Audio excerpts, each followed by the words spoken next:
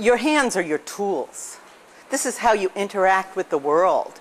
Your mind can have plenty of ideas, but unless your hands connect to the real world, those ideas will stay there. So these are our tools. These are the tools from ancient times. If you wanted to make a fire, if you wanted to plant, if you wanted to hold your baby, if you wanted to heal, and many healers here know the energy that comes out of your hands. So without our hands, we can't, we have a brain, we have a spirit, but we can't do anything on the earth with other people. We can't make, we can't create, we can't be, you know, the imitators of God to create without our hands. These are our tools. And there are more nerve endings on our hands than in anywhere else on the entire body. So all of our thoughts, all of our desires, all of our, everything that comes through the brain travels down through the hand and shows up on the hand. Now, in palmistry, there's many different aspects. There's the structure of the hand, there's the structure of the fingers, there's the lines, there's the mounds, there's the psychic aspect, because, as I'm sure everybody here knows, we pick up that energy. And when you hold someone's hand, when I'm doing palmistry and I hold their hand, I mean, I get so much. I get so much from that person. So all of these aspects are part of palmistry. And the other very interesting thing about palmistry, it's very ancient. In every civilization they have looked at it. They have found hands on caves, palms on caves. And modern palmistry really dates back to the 1800s. There were two Frenchmen, both who fought with Napoleon, who studied palmistry in depth and brought together the ancient Egyptian and the gypsy various aspects and wrote two very fine books. One wrote it about the shape of the hand and the other wrote it about the lines.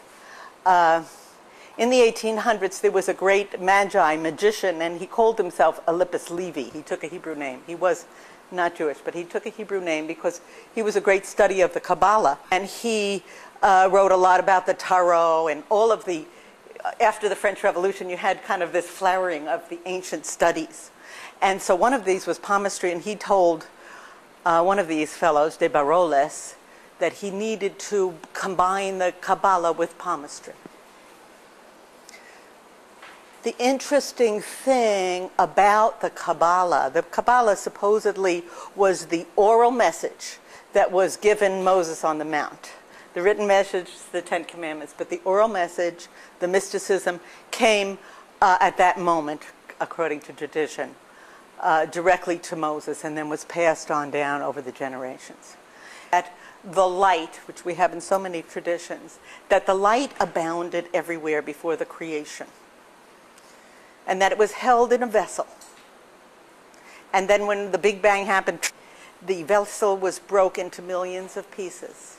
That each of those pieces is called a shard of glass. And that for creation to come back, for the Garden of Eden to come back, for us to get back to where the lamb lies down with the lion, for the messianic time, each of us has a specific shard of glass that we are put into the vessel, to put it back. And that's called tikkun. And so in palmistry, we can see what is our particular path. You know, according to the Mahayana Buddhists, it doesn't matter if you reach Buddhahood if no one else is there.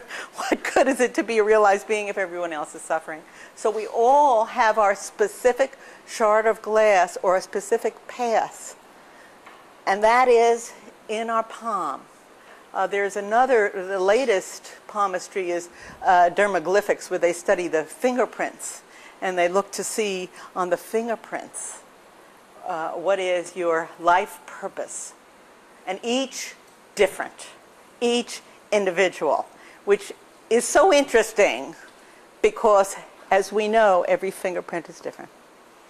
Now, how did they know that? How did they know that there weren't just like 5 types of fingerprints? Actually, in ancient China, the potters used to put their fingerprint, their thumbprint, and that's how they identified it. And so many people began to think, is that really true, that every fingerprint is different?